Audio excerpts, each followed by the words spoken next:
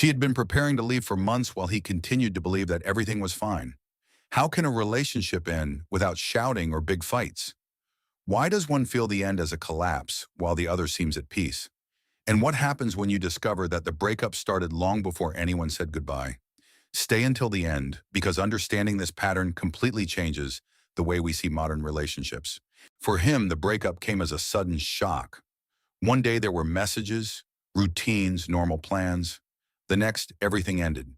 There was no huge fight or clear event to explain the end. Just a brief, almost calm conversation where she seemed strangely sure. And that is precisely what is most disconcerting, because from his perspective, nothing seemed that serious. There were problems, yes, like in any relationship, moments of distance, small arguments, awkward silences, but never something that heralded the final end. That's why when he hears the phrase, "I don't feel the same anymore," or "I need space," his mind goes into shock. He starts looking for a concrete mistake, an exact cause, something he can fix. But the problem is that the process didn't start that day. While he lived the relationship in the present tense, she had been weeks or months processing emotions in silence, thinking, doubting, disconnecting little by little without him noticing. What for him is the beginning of the pain, for her is often the end of a long internal process, and that difference creates the feeling of injustice. He feels he didn't have a chance to react, to change, to fight for the relationship. She, on the other hand, feels she already fought for too long before making the decision. Two different realities coexisting within the same story. The hardest part for him is not just the loss, but the confusion. The constant question, how did I not see it coming? Because when a breakup seems sudden, the mind tries to reconstruct the past, searching for signs it didn't know how to read. Every memory becomes suspicious. Every conversation acquires a new meaning. And there begins something deeper than a simple separation. Emotional asymmetry begins. The breakup doesn't happen at the same time for both people. That is the first hard truth to accept. Although the final conversation happens on a specific day, the emotional process began much earlier for one of the two. While he experiences the separation as a sudden event, she has already gone through different internal phases. Doubt, exhaustion, attempts to fix things, resignation. Each of those stages occurred in silence, often without him clearly perceiving it. It doesn't mean she planned it coldly. It means her process started earlier. Here emotional asymmetry appears. Two people living two different timelines within the same relationship.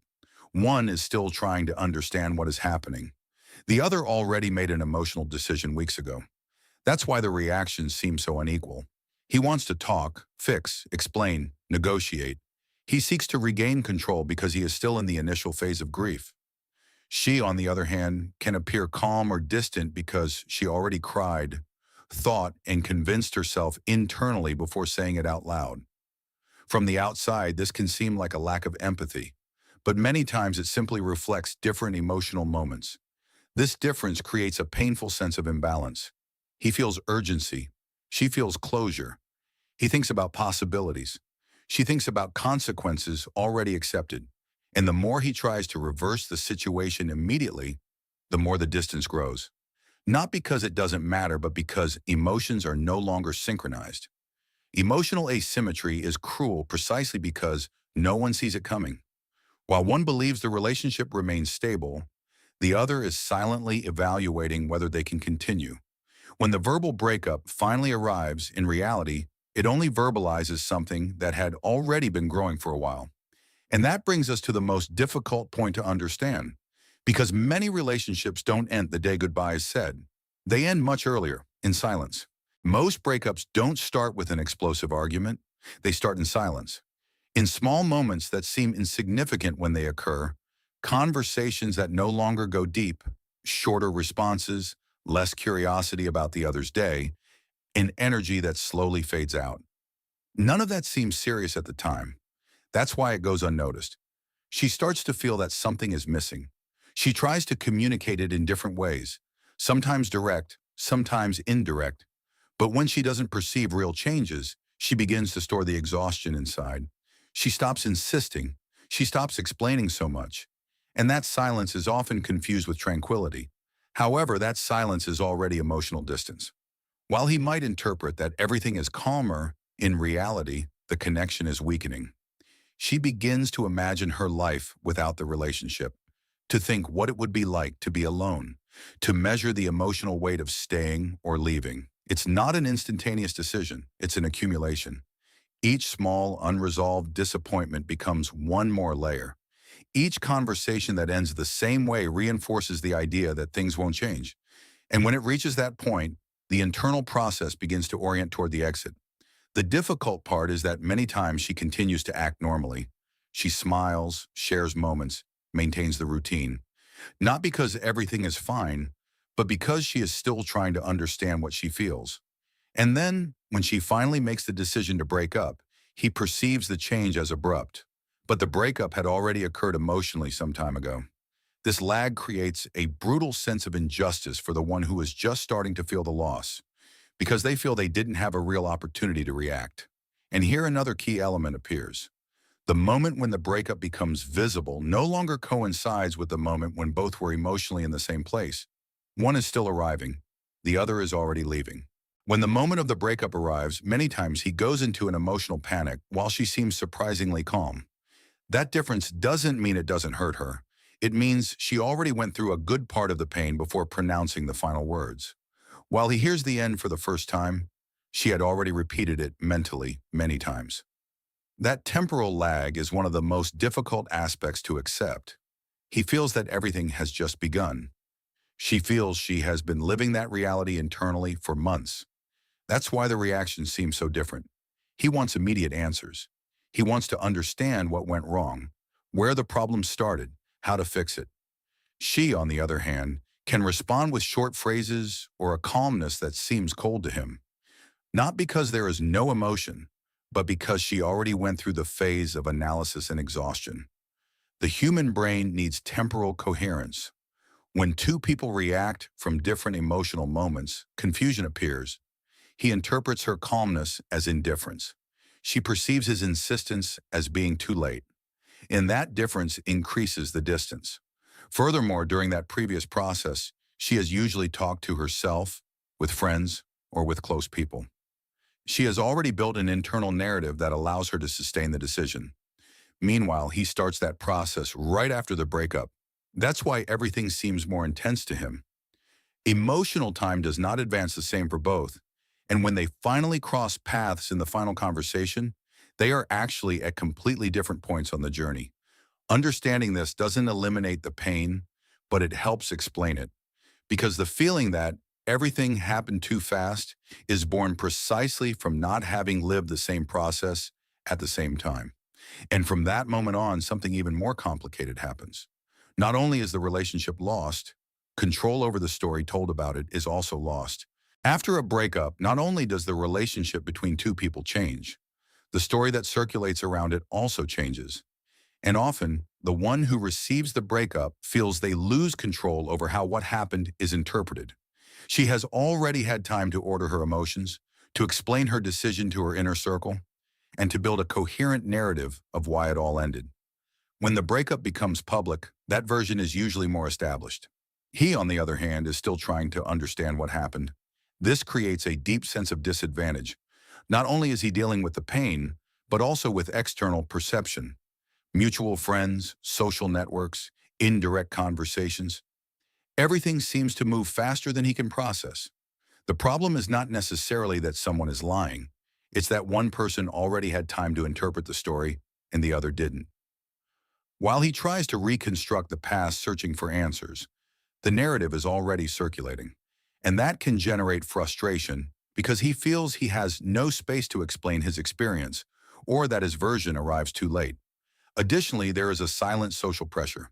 The expectation to show strength, to accept the situation with maturity, to move on quickly. But internally, the process has barely begun. The sense of losing narrative control amplifies the pain, because he not only feels emotionally abandoned, but also displaced from the account of his own story. However, this moment also marks the beginning of something important. When the external narrative can no longer be controlled, the only story that really matters is the one that begins to be built within. And there the next phase begins, the emotional imbalance after the end. After the breakup comes a stage that is rarely shown from the outside, emotional imbalance.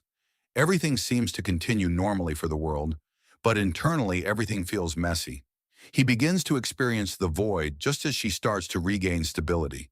While one side returns to their routine, the other is just beginning to face the absence. And that difference can be devastating. The days become strange. Everyday moments that were once automatic now trigger constant memories. Songs, places, usual schedules. Everything seems to remind him of what he lost. The mind searches for answers, reviews old conversations, tries to find the exact point where everything started to change. It is a struggle between accepting the end and resisting it.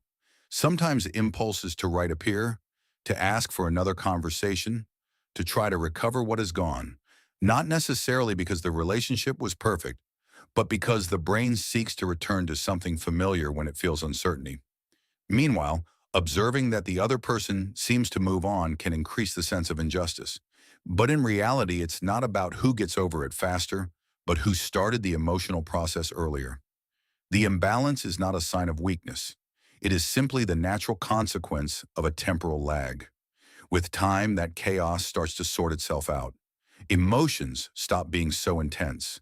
Questions lose their urgency. And little by little, something new emerges. The possibility of looking at the situation with more clarity. Because the true learning doesn't come at the moment of the strongest pain. It comes after, when you start to understand the complete pattern.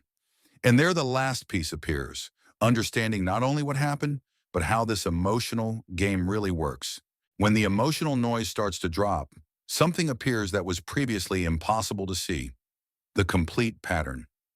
You no longer look at the breakup only as a painful event, but as a process that followed a clear emotional logic. You begin to understand that it wasn't an isolated moment, but a series of small, accumulated disconnections. You understand that both lived through different emotional times, and that difference explained many reactions that previously seemed unfair. And there an important change occurs. You stop looking for absolute culprits. You stop only asking yourself what you did wrong. You begin to see the relationship with more perspective, recognizing both what worked and what couldn't be sustained. Leaving the game consciously doesn't mean becoming cold or distrustful. It means understanding how emotional dynamics work so as not to get lost inside them again. It means recognizing signs before the silence becomes an irreversible distance. It means communicating when there is still space to do so. And above all, it means understanding that each person processes love and loss at their own pace. The deepest learning is not avoiding future breakups, but learning not to lose yourself within them. Because when you understand the pattern, the end stops feeling like an inexplicable mystery. It becomes an experience that, although painful, makes sense within a larger story. And then something silent but powerful happens. What before seemed only like a loss begins to turn into clarity.